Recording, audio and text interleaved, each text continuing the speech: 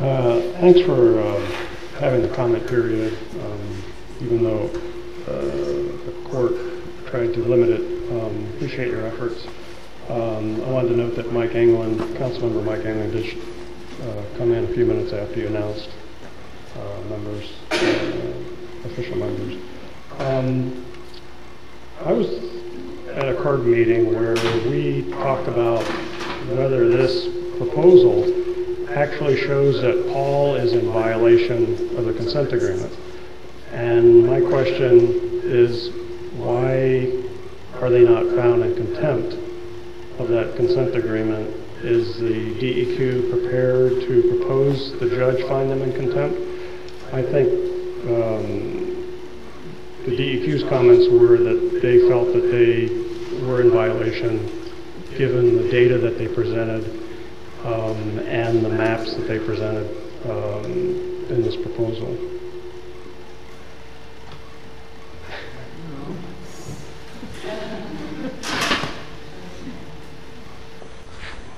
I think the information we have does show that they've lost capture in Evergreen, which would be a violation of the consent judgment. And I don't know where we're going to go with that. I mean, so you haven't made a decision whether to recommend that or not? Recommend that they be in contempt? I think, yeah, we haven't made that decision yet, but if and when we do go to court, I think it behooves us to point that out. And I think the main reason I'm hesitant, well, there's two reasons. One is because some of it, we haven't discussed it with our attorneys and such, and then two, given the court's rulings to date, as you're well aware, Sybil mentioned we went to court in 2004 to enforce consent judgment and assess stipulated penalties, which to this day the court is still holding under advisement.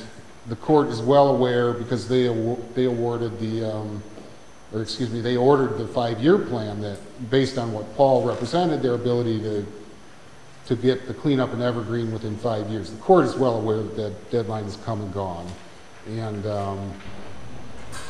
well, I think the CARD group voted that the DEQ should recommend that they be held in contempt, and it's was discussed that this is a marker that we could put in the sand, so to speak, and instead of rewarding them for doing a very poor job, we should be citing them for being in violation of that agreement that they made of their own free will and signed paperwork indicating that they would meet that standard and have not by their own data and their own maps. So.